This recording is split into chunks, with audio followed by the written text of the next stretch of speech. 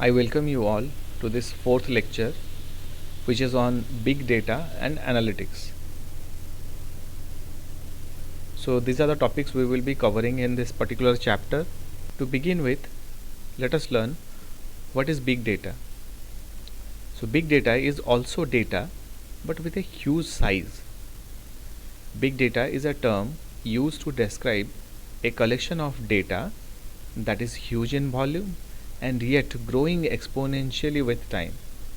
In short, such data is so large and complex that none of the traditional data management tools are able to store it or process it efficiently. Extremely large data sets that may be analyzed computationally to reveal patterns, trends, and association, especially relating to human behavior and interaction, is known as big data.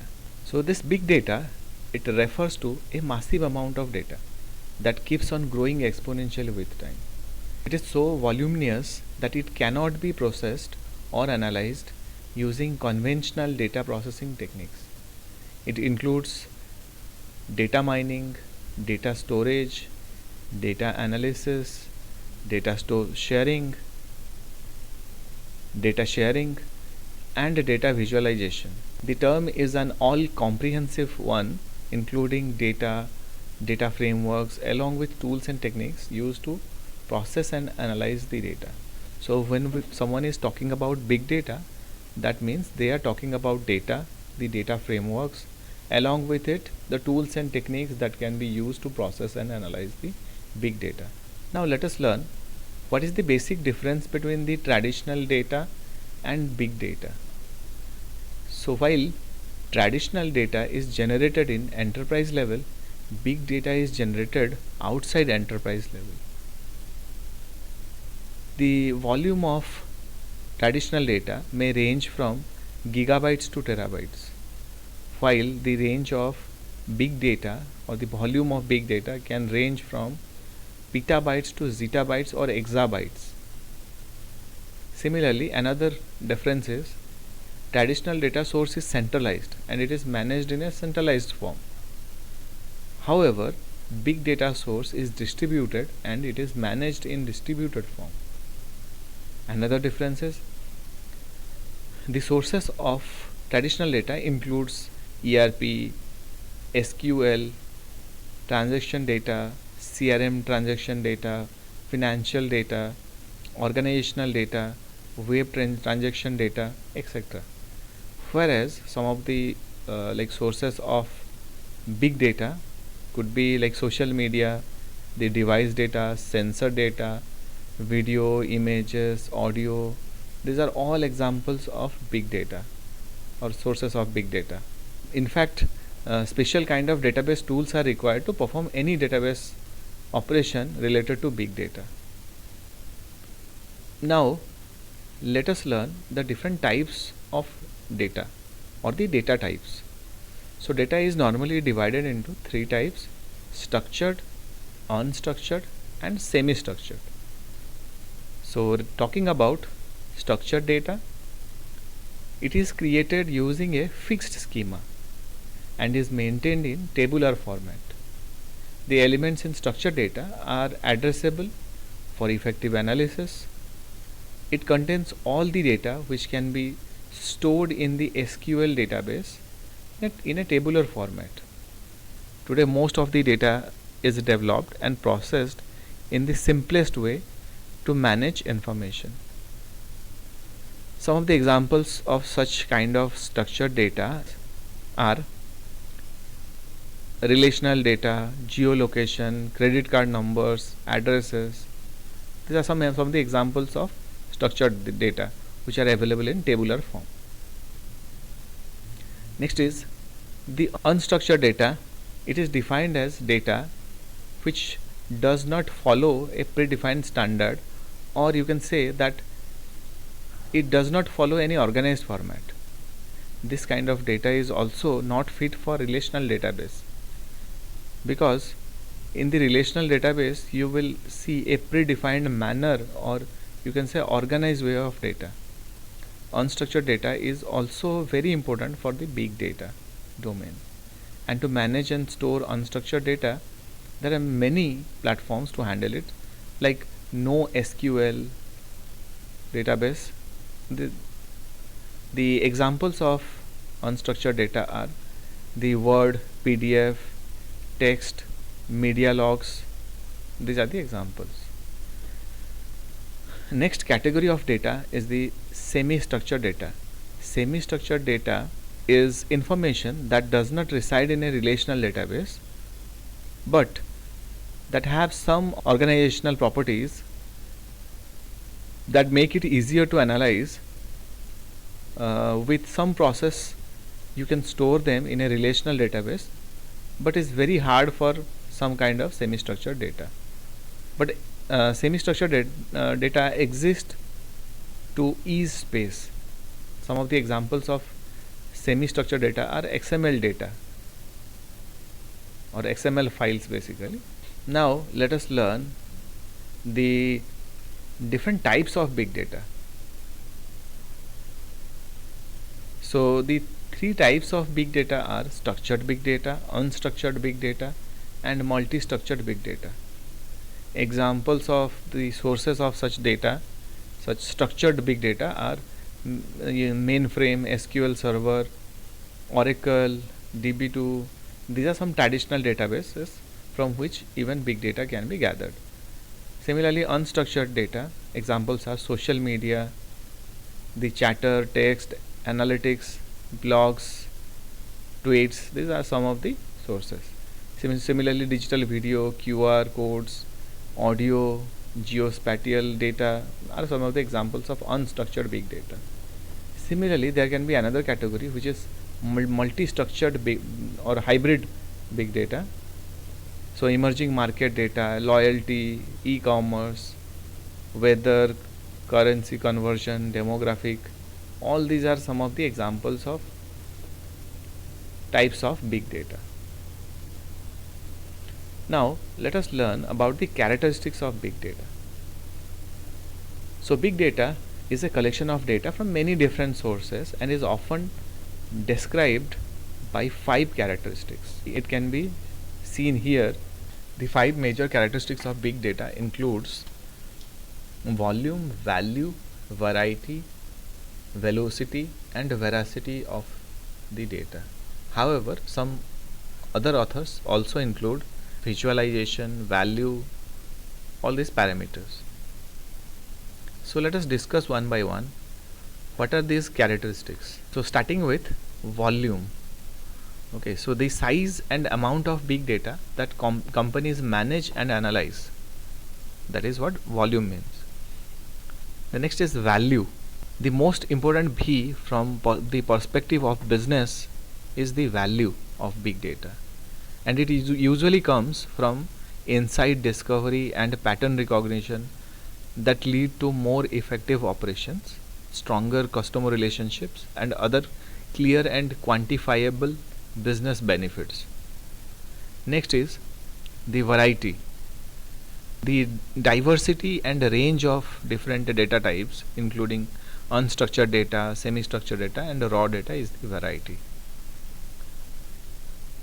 Another important characteristic is the velocity.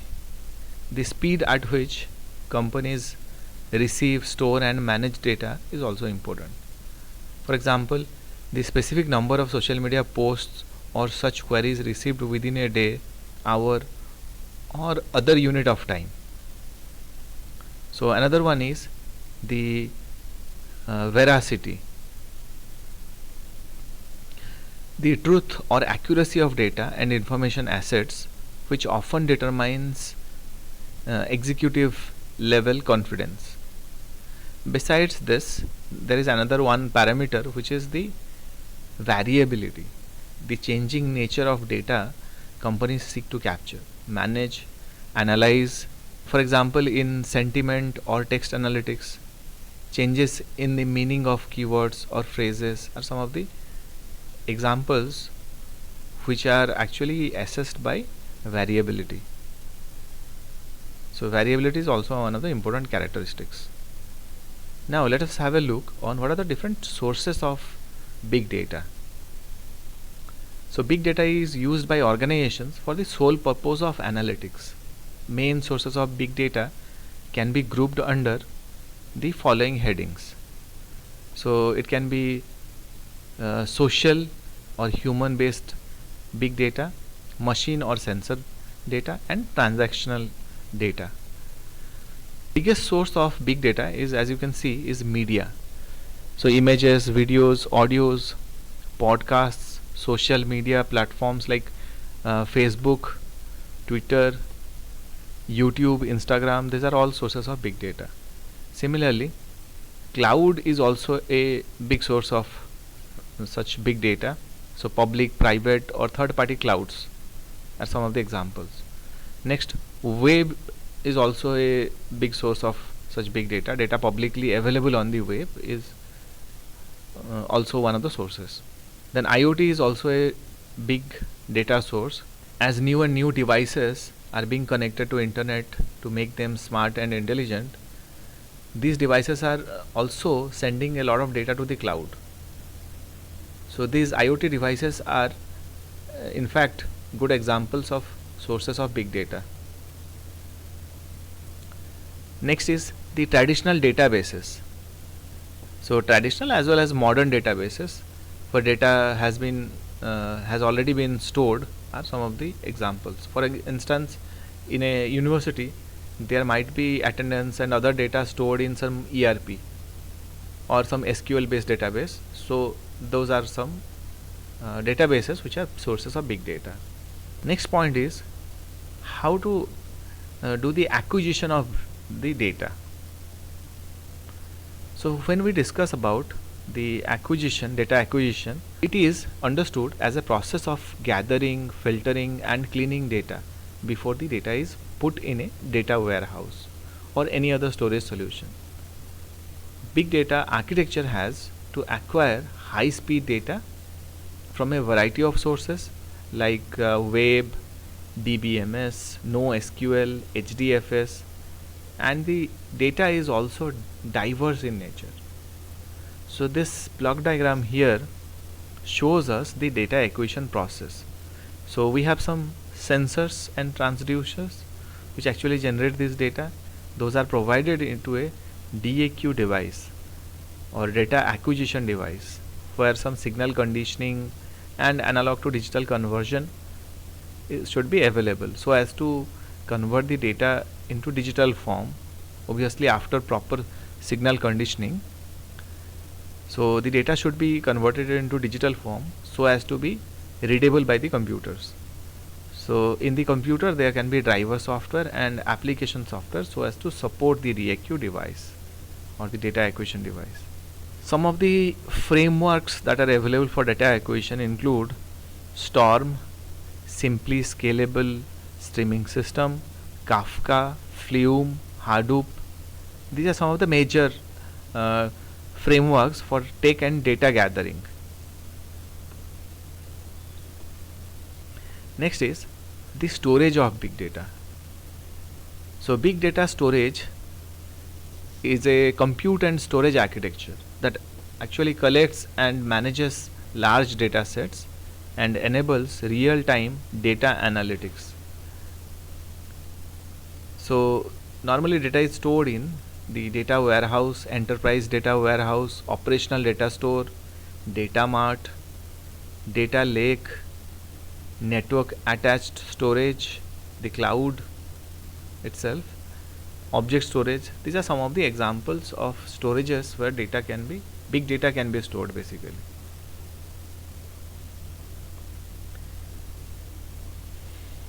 Next we will be discussing the big data analytics for Industry 4.0.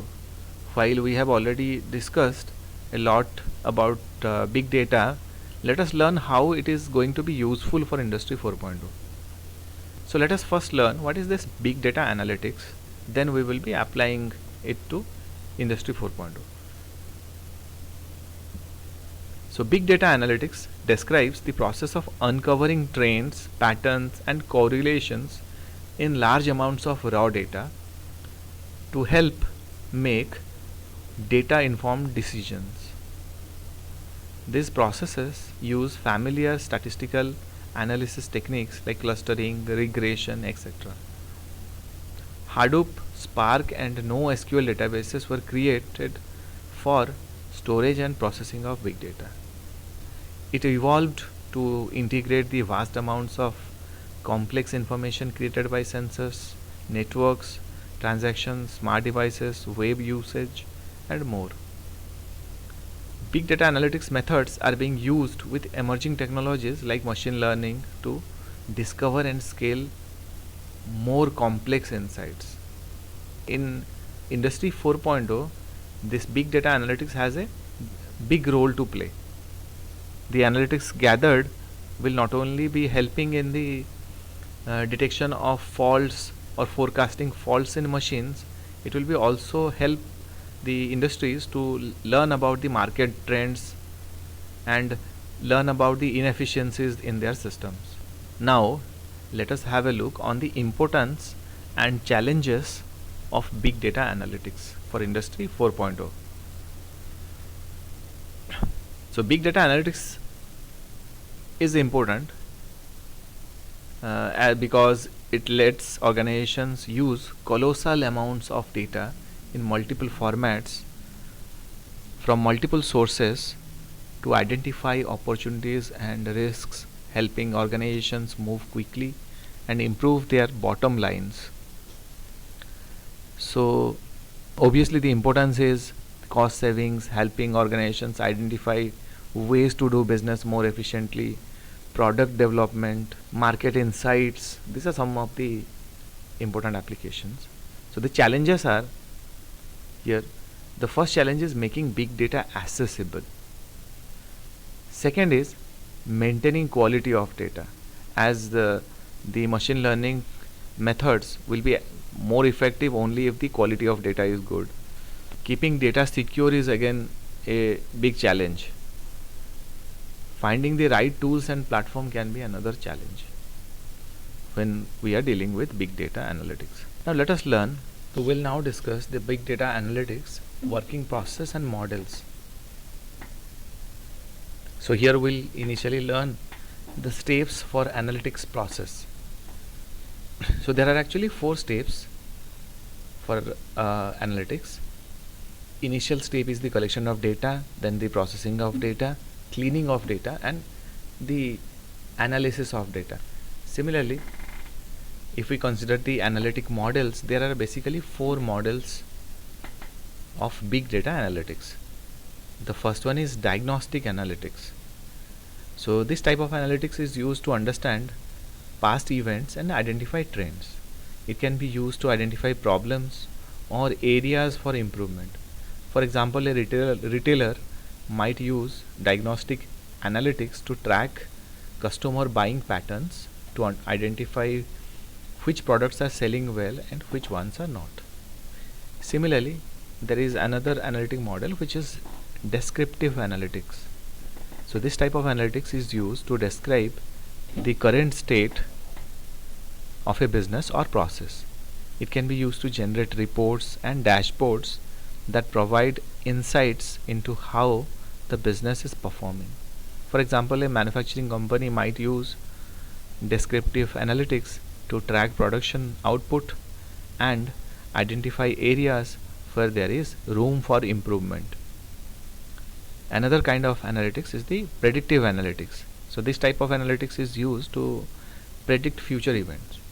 It can be used to forecast demand, identify risks, and make better decisions. We can take an example. A bank might use predictive analytics to predict which customers are likely to default on their loans. Similarly, there is also prescriptive analytics. So this type of analytics is used to recommend actions.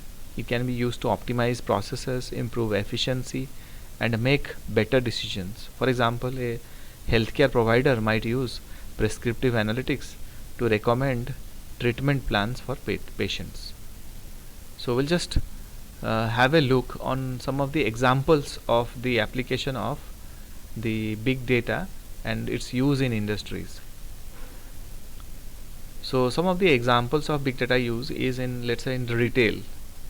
For retailers, are using big data analytics to track customer buying patterns, like which designs are working, which are not working, which products are working. So they are using it to optimize inventory levels and personalize marketing campaigns. Similarly, it is also used in manufacturing sector. So manufacturers are using big data analytics to improve product quality and to reduce costs and obviously to increase efficiency.